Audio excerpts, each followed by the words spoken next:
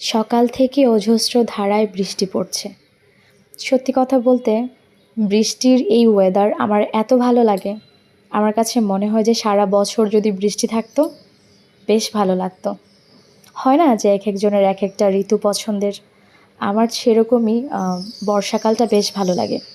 আর বর্ষাকাল ছাড়াও যখন তখন বৃষ্টি হোক না কেন আমার বেশ ভাল লাগে।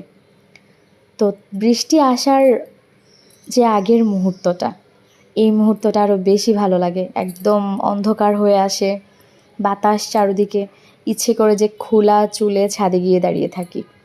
কী আর করা যাবে, এই উপায় তো আর নেই। তাই আমার জানালার ফাঁক দিয়ে এক টুকরো আকাশেই যথেষ্ট।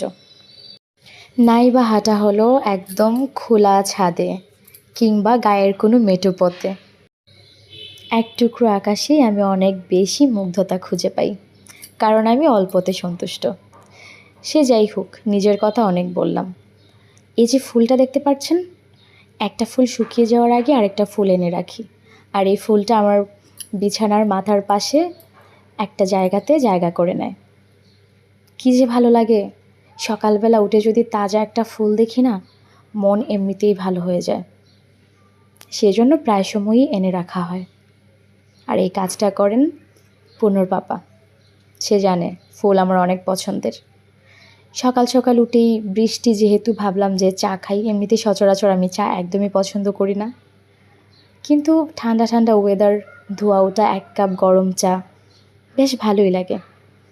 চায়ের সাথে এই টোস্ট ভিজিয়ে খেতে কী যে ভালো লাগে, যে বা যারা খান তারাই বুঝতে পারবেন। ব্যাস, বৃষ্টি দেখা শুরু, আর সেই সাথে এক কাপ চা আর পছন্দের টোস্ট। চা দিয়ে ডুবিয়ে ডুবিয়ে চুবিয়ে চুবিয়ে যেভাবেই বলেন না কেন, খাওয়ার কিন্তু মজাটাই আলাদা। এরকম বৃষ্টির ওয়েদার কার কার ভালো লাগে বলেন তো? আমার কিন্তু বেশ দারুণ লাগে।